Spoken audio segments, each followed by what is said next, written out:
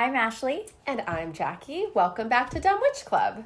So this is part 2 of the episode that we just recorded. And this is the episode where we're really going to talk about what we wanted to talk about the recent holiday, Halloween, which is also known as Samhain and is our favorite.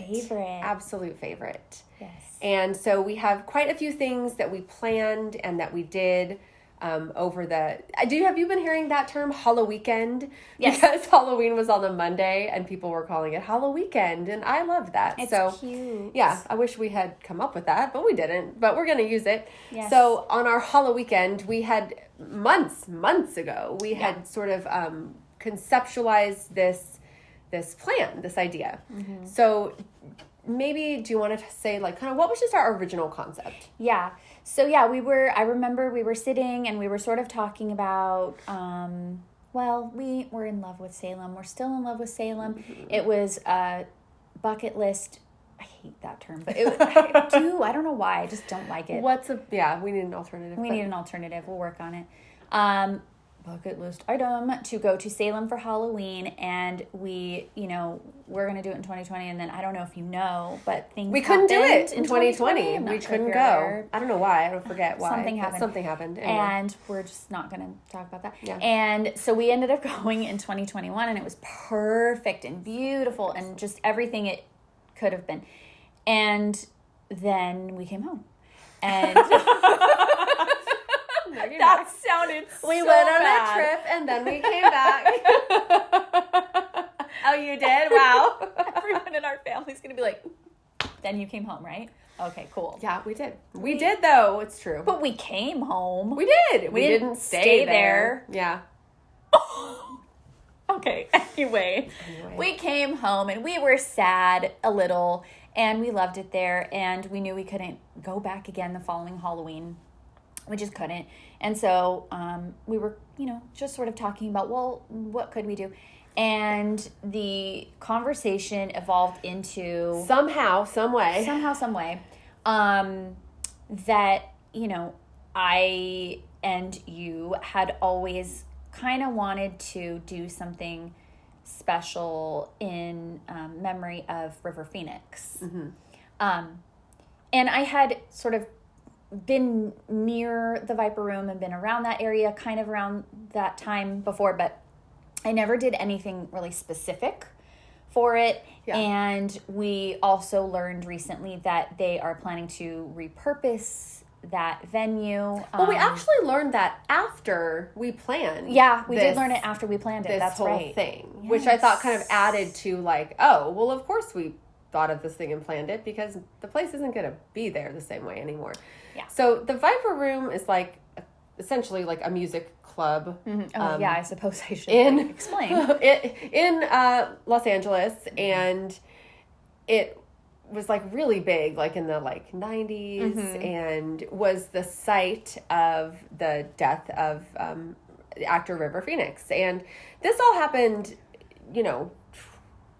30 years ago. Yeah, almost. So, we were fairly young at the time it happened, and he was very young at the time it happened, and he was 23 mm-hmm.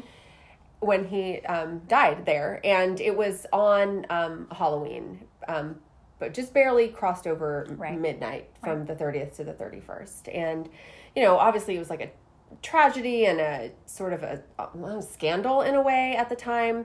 Yeah. And just, he, if you don't know who he is or you're not familiar with his work, he was young, but really like a brilliant actor and just like a very lovely person, a very lovely soul. Not that we knew him personally, of course, but he just had a really soft, sweet, deep kind of energy. Absolutely. And so, and it was a big deal when this thing happened, and especially living like in Southern California and like in the LA area. So it was just always something that it's like the legend of it in a way. Mm-hmm. So I think we kind of we were like just wanting, for some reason, I really don't know how exactly. Yeah, I don't either. It just kind of came up that like that was something we always had thought about, or something that and we were like, well, maybe let's do that or do something with that. for Halloween this year. Yeah. And so it started with sort of that as the basis of the plan. And then what it turned into is what we are loving calling Haunted Hollywood Halloween. Mm-hmm.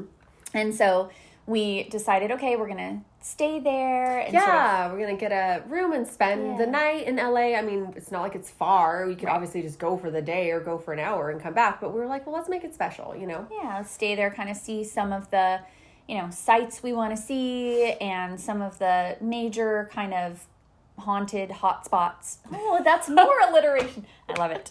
Lots of H's. Yes, lots of H's. I love it. So we were looking at where to stay, and we found the place we ended up choosing, which is called the Charlie in West Hollywood. And it was a property that was owned by Charlie Chaplin. And he lived there for part of the time when he was filming things and sort of working on projects. And then Marilyn Monroe lived there for a period of time. And was known to stay there off and on. Clark Gable, Marlene Dietrich, just some of these, classic. Yeah, like the old Hollywood kind of, major set. Mm-hmm. Yeah. And the place, absolutely beautiful. Absolutely beautiful. Oh, my goodness. So peaceful. Kind of has a storybook quality, sort of like almost that Tudor kind of style, but like not quite. English cottage. Yes, sort of cottage, fountains, and very small, like intimate. Beautiful, beautiful, peaceful property. Yes. In the middle of a essentially like average bustling kind of neighborhood with, I mean, it's all beautiful, properties around it too, but it's not like palatial. It's not like mansions. It's more like a, kind of older kind of apartment converted, but still like Spanish kind of different styles and things. Just beautiful. But like, it's like a neighborhood. And then there's this little boutique. Little oasis. Converted. Yeah. Super lovely.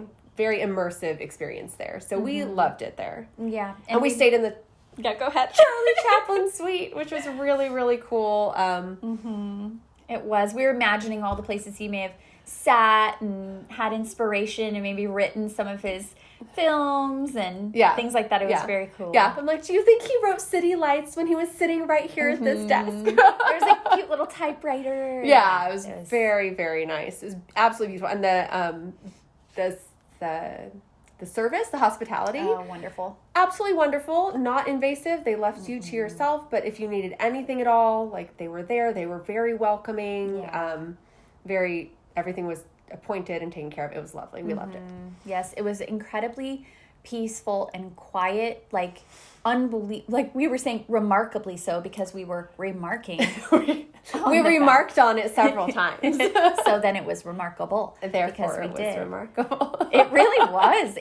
It was incredible. Like as soon as you sort of walked in the gate, you got this sense of peace and calm. And they had these beautiful old growth trees, really tall trees. And Jackie lives in a home that's very old, and she knows the age of things because of that, and her yard and her landscaping, things like that. And some of these trees were even larger than yours, so we know they have to be even older, so like 100 years old, Yeah. So that was just incredible, and all the spaces around, and little did we know we really kind of needed that. We really needed some peaceful energy. Yeah. And so we were in the right place for that. We started out our day on Saturday. Yes. Or no, Sunday. The day before Halloween was Sunday. It's throwing me off. I know, it's throwing me off because it was Sunday to Monday. But it was Sunday, it was the 30th. So we started off, we met at a really amazing shop called Pan's Apothika. Amazing. And the energy there is absolutely beautiful. Kind of a surprising location, like it's not in like the cool like kind of hot spot or anything like that. No.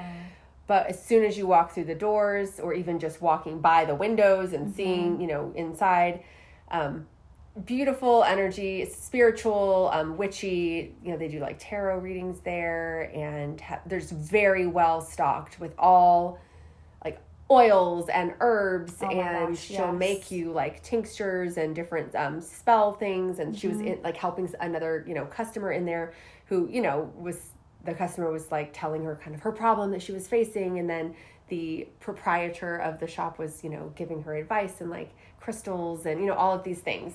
So it was absolutely beautiful. We loved it. Yeah, that was amazing. And we gathered some supplies that we needed for what we wanted to do that day, but also just some things we had to have. They just had some really, really cute items and some stuff we just couldn't resist. And the crystal selection was so beautiful. And very unique. Like, I think when it comes to crystals, it's like, we've all heard of a lot of them at this point, but kind of the classics, you got your rose quartz and your, the different, aventurines and all that stuff.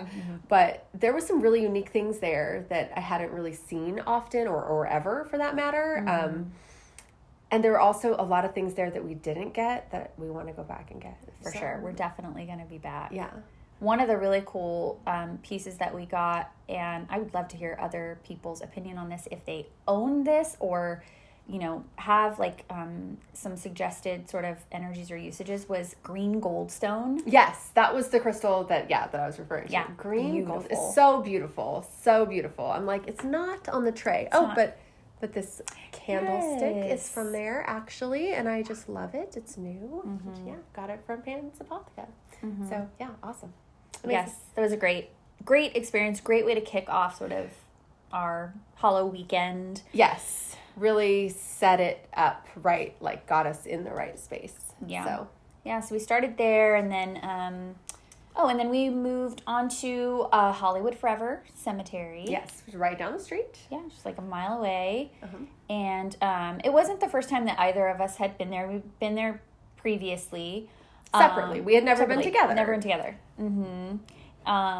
And that was great. They were setting up for a Dia de los Muertos event, and it looked really cool. It looked really cool. It was very busy that day, I will say. There was a lot going on. Like, I think they were maybe even tearing down and setting up on the same day. So there's a lot of trucks. There's a lot of bustle going on. But nevertheless, it was lovely to be there. And I keep wanting to make a joke about it being like a local haunt. But that's not even a good joke, so I'm not going to do it. I laughed at it. Yeah. What were our favorite things there? Oh, well, I'm going to want you to answer it, but my answer is, Vampira, who is like the quintessential originator of all of, Elvira and Morticia and everyone that followed. She was born in 1922. I know. Like, this woman... beautiful, successful, really made a name and a way for herself in terms of being like a spooky kind of goth queen. And she is there laid to rest, and her stone says Vampira on it, and it has like an etching of her. Yes. And there's a lot of lovely things that people had left for her there. And the thing that I thought was super cool about that one was that there were lipstick marks on the gravestone, like people would kiss it and kiss her. Aww. And I loved that. And I didn't do it because I wasn't wearing the right lipstick at the time, but it was amazing. Yeah, it was. That was really cool. And I think that was the first, that's the first one. That was our first stop. At. Yeah, you can get a map when you get there, and then it'll tell you like the notable kind of, celebrities or famous people who are there. Yeah, and then you can find them on the little map. That was great. That part was great. The standout for me, and I think also for you somewhat too, was the Judy Garland Pavilion. Beautiful, beautiful energy in the Judy Garland Pavilion. Absolutely beautiful. It was like warm and sunny, and like it wasn't, it was a warm day, but it wasn't particularly sunny. It was a little kind of humid and a little bit sort of overcast in moments. But in there, it was just this warm, beautiful light. I literally said while we were in there, like, you feel like you're over the rainbow. Yeah. It just has this beautiful, beautiful energy. And it's not as if it's her alone, it's not her space alone, but she is in there. And then there's other spaces where, other people have, been laid to rest or their remains are there. And all of those other spaces were equally beautiful. And I think they had specifically requested to be in the Judy Garland Pavilion because a lot of them had, like ruby slippers or like references to like Dorothy and Oz, like in there, like they were maybe big fans or things like that. It was just so peaceful, so beautiful. And then this year would have been her 100th birthday. And so I think for that reason, there was a kind of like a guest book that you could sign in there. And so, we wrote messages in there, and that was just really cool. It was beautiful. That was, stand out for me. I mean, it was all great. We saw Rudolph Valentino's. Oh, yes. I liked that one, too. And, Burt Reynolds was also a standout for me, I gotta say. That's true. It was very Burt Reynolds. It was very Burt Reynolds. There's this giant bust of him, and then there's, like, a photo of him when he's young, like, standing with that, and kind of, it was great. So, it's really cool. It's a great place to visit any time of year, so. Definitely. And they do events there. They do, movies. Yes. And they were setting up, like I said, for an event for, I think, Dia de los Muertos. And all of the events and things that they put on are wonderful, but it's even worth just a visit to spend some time in there. It's really good energy. Yeah, definitely. So that was great. That was our kind of second stop. Yeah. And then we made our way to our hotel, which we already went into detail about, and we kind of got some things ready for our major plan for the whole kind of Viper Room thing that we wanted to do. Right. But then we had dinner plans. Oh, yes. And this was a lot of fun. It was super fun. We ate at Musso and Frank's Grill, which also, if you're not familiar with, they say that it's the oldest restaurant in Hollywood. I think it's the oldest, maybe continuously operating restaurant. Yeah. I think it's like 1919 or something, if I'm getting that correctly. That's right. So it's over 100 years, Yes. Pretty old. And every single thing that you order there has a story behind it. Yes, and your waiter, if you got the waiter that we had, will gladly tell you every story behind everything that you order. He was great. He was very entertaining. You could tell that he either was or had been, part of the entertainment industry as well. And we kind of learned, by something he said that he had been sort of at the Comedy Store and some different things. And he was great. He knew all the stories, knew like kind of the spiel to give.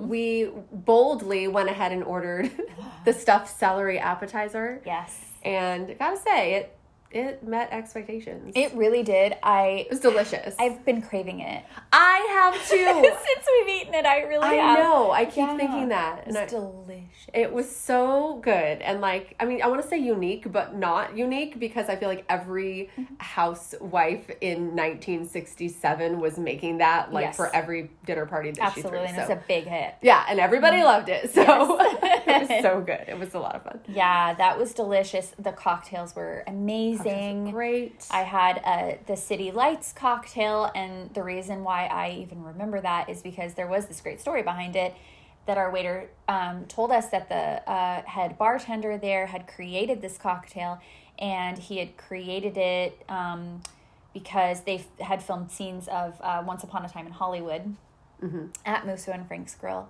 and he created the cocktail. Yeah. Well, not to mention City Lights is the name of a Charlie Chaplin movie. Yes. And it went with our hotel we were staying at. I had a gin fizz. In fact, I may have had more than one, and they were great. So you may have, with your stuffed celery. With my stuffed celery. It was wonderful.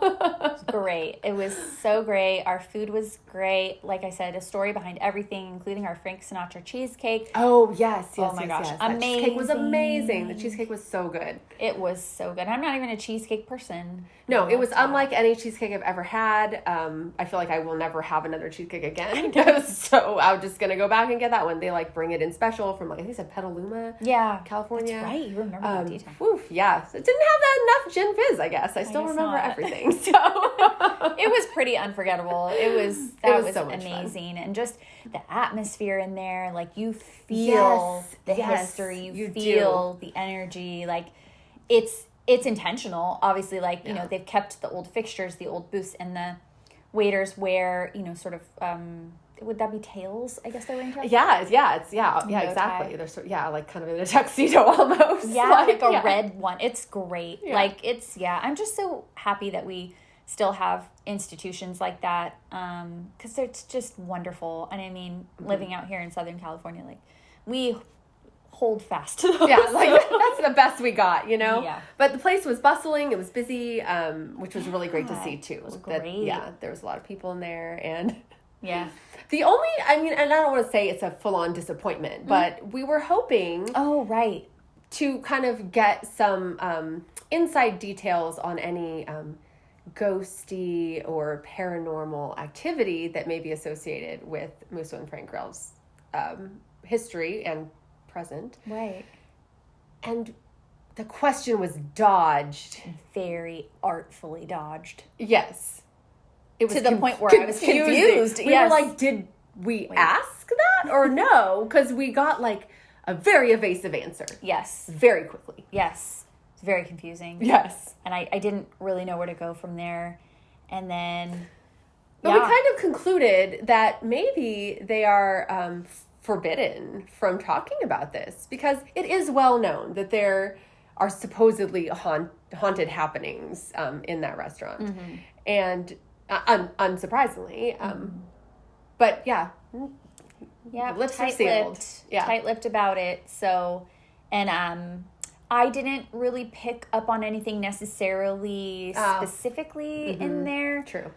I do remember being afraid of the restroom in the past, which I told you about before we went there. But it seems like they reconfigured where it was because I remember having to go out those doors there. Yes, yeah. And now you don't. Mm-hmm. And I know that's different. I just know it is because I remember having to do that, and I didn't want to go, and I didn't like it, and so much so that I told you beforehand. Yeah, and you were like, "I'm not going to let you go alone." So, but we are going to go. I said, "Yeah, I'm not going to let you go alone, but we're going to go." Yeah, and we did, and it was fine. It was totally fine.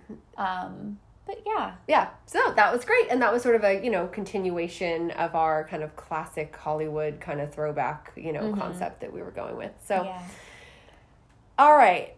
So now moving to the kind of the final portion, but really was like our original intended portion, was this kind of like Viper Room memorial concept. And we had created sort of like an altar commemoratively to River Phoenix. It wasn't big. It wasn't like a big deal. We kept it subtle, but we made it ourselves. And, I think I really liked the energy that we put into that. I did too. And so we kind of had this, well, what was our intention? Maybe we should say that. Our intention. Or what was our vision, like what we hoped would happen? Oh, right. Yeah, our vision was that, we could sort of be out front in the spot, place the altar there that we had created, just do a little bit of a remembrance ritual there, just something very honoring and very sweet and peaceful, and just kind of do that and let it be. And in the past we've seen other people do similar things like that. Oh, yeah. You've seen candles, flowers, that kind of stuff out front before, and so by no means do we think that we've originated this idea or that nobody has ever done this, but we thought we'd sort of join in that, and that's not really what happened. So we got there, and I mean, okay, you're in LA. The parking's always terrible. Okay, fine. Like, we expected that. We kind of had a plan for that too. And the energy was just really bad, I want to say. Mm-hmm. And,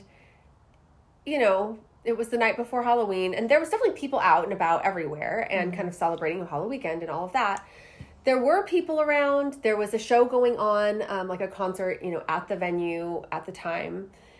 And it just felt like there was nowhere to go, to be like close to the actual venue. Like, I think we envisioned, because, it's like on a corner. So there's like the front side and there's kind of the side and there's different parts. And just none of it seemed really accessible. The people who were standing around outside, didn't seem like friendly energy. No. Or not that they need to be friendly to us, but it just kind of seemed like, well, I don't want to go over there where those people are standing around and kind of do this thing that we wanted to do. Yeah. So we tried. We walked around. We even, recorded some stuff of us talking about what we were doing and stuff. And Yeah, I think we knew what it felt like, obviously, and because it, compelled us not to actually do what we were planning to do. So we did know, we did sense it, we did know.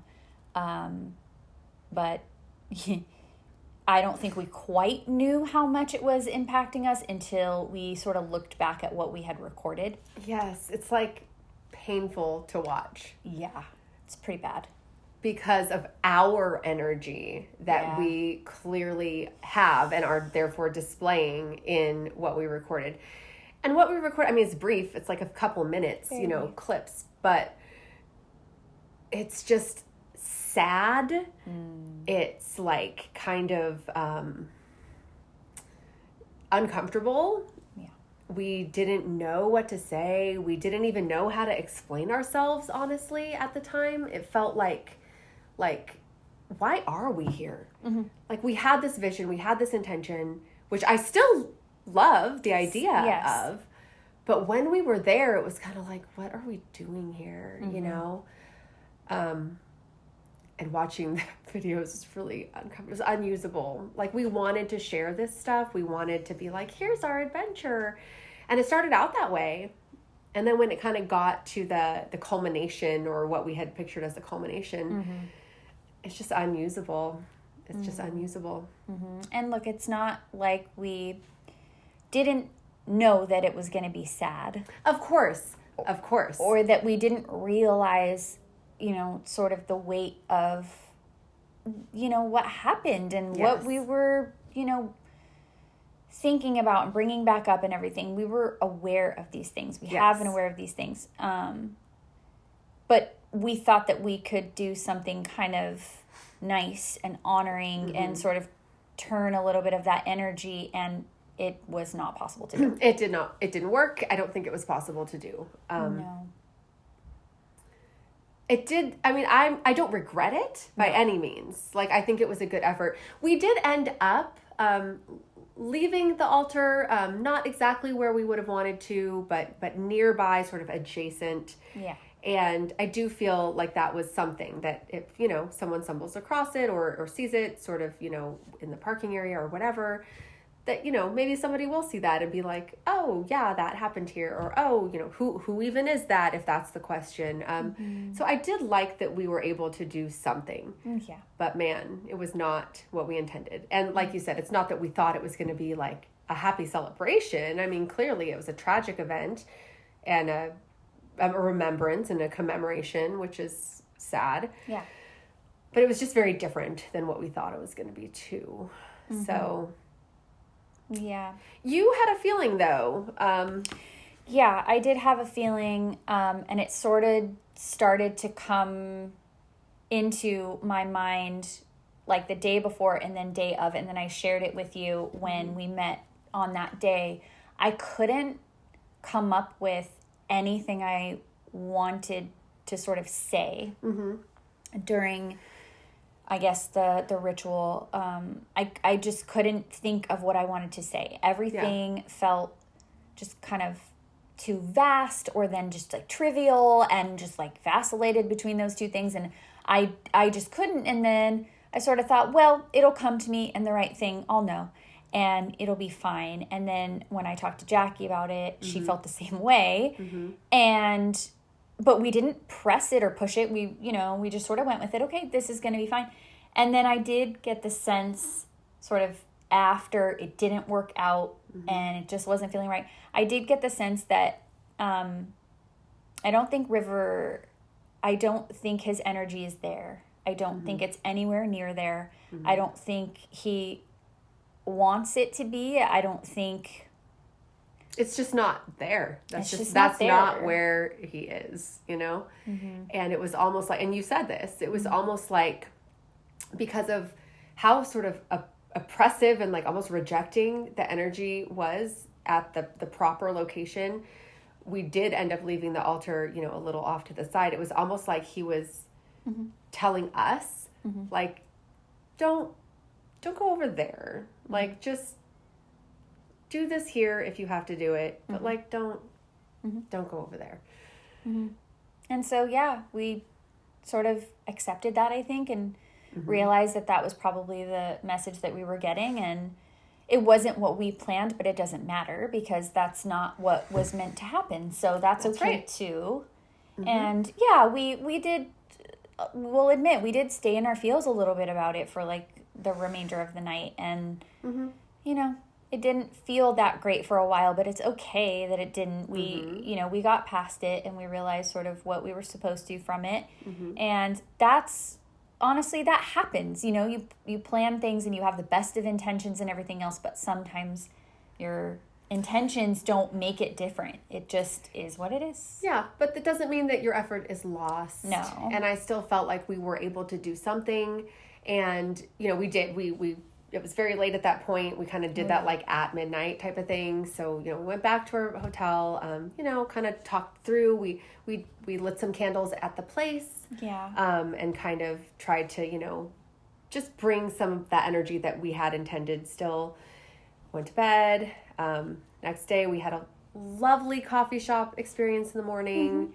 We went and took some pictures and, you know, walked through the neighborhood, like the Carroll Street. Carroll Avenue, yes. Yeah. And those are like, if you're not familiar, again, like old Victorian homes, like a high concentration of, I think it's the highest concentration of Victorian era homes in Los Angeles.